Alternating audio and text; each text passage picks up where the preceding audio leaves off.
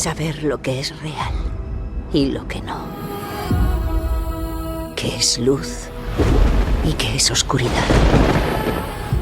Ahora, olvídalo todo y ven conmigo.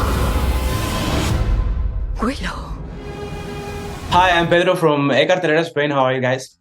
Hi, Pedro. Very Nice well, to thank meet you. How are you? I'm great, thank you. It's very nice to meet you too. Okay, so let's dive right in. Willow is a very special film for my generation. You weren't born, obviously, when the original was released. Were you familiar with Willow prior to getting cast for the sequel? And what do you think it's so special about 80s fantasies after diving into this world? I can answer for both of us. Yeah. Neither of us really had seen Willow prior to being attached to the project. Now we know it very well and love it and adore it, obviously. But I definitely, it is such a special movie. I actually do remember my brother is a huge Lucasfilms fan.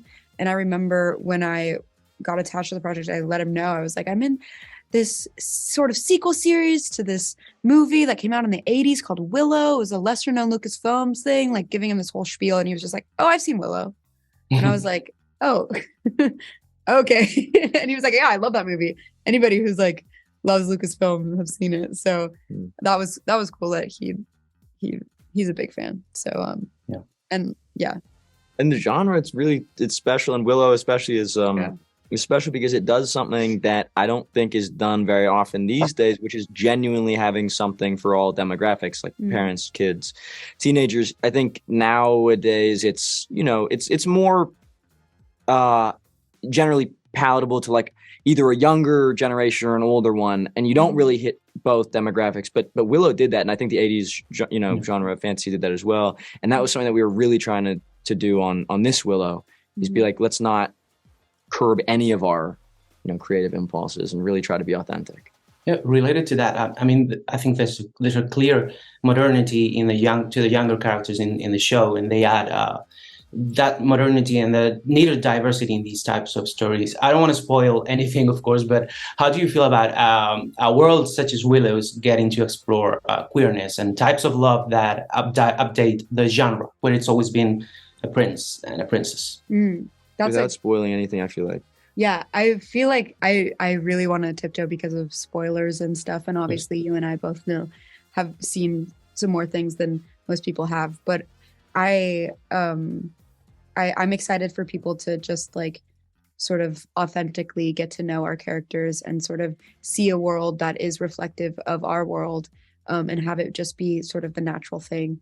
I think I'm really excited to be able to be a part of that. And Sorry to put you on the spot. No, don't apologize. It's your question. Well, I think this will be spoiler free. Dempsey, you play Matt Mardigan's son, and let me tell you, you got the spirit of your dad down to a T.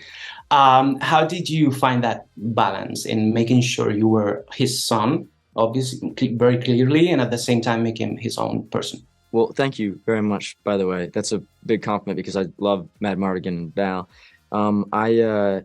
It really was I think it was in the writing, in that I think that obviously I'd seen Willow by that point like 100 times. And so I'd seen the character, I'd seen the other roles that Val had done just for like physical idiosyncrasies, but it wasn't really that conscious. It was more like any of that was subconscious. I really think it was just in the writing. It was in what, John Kasdan put on the page.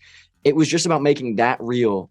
And then because they had done their due diligence and because they grew up, like the creative team grew up with Willow and knows it inside and out, I think by just making the characters, putting yourself into those characters and making them as real as possible, you're doing justice, hopefully, to Matt Mardigan, to your father, but also just to the history of the film.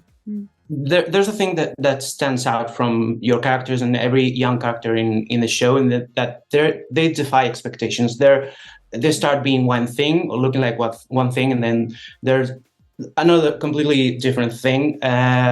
So how would you describe that experience, that fleshing out and that journey of your characters throughout the season, full of surprises? That's a great question too. Definitely every character is three-dimensional and not beholden to like stereotypical archetypes. So everyone has, contradictions, and that's something as an individual, I think that's really fun. Like as an actor, that's really fun because you have to actually take the time to consciously explore what makes a human tick.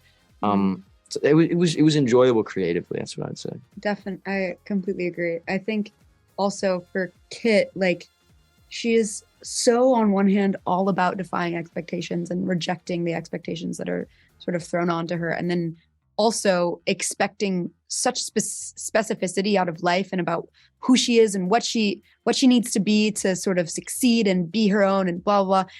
And she's always met with like harsh reality after harsh reality. And I don't know, I thought that was really cool to explore sort of what she would learn by each little life lesson that she was sort of coming across, and also like going through my own at the same time, and sort of those parallels of like her growing and learning and expecting and then figuring out what the reality of it is while I was also doing that.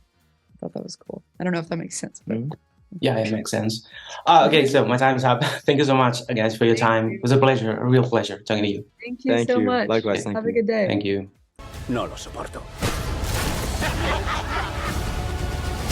El tiempo apremia.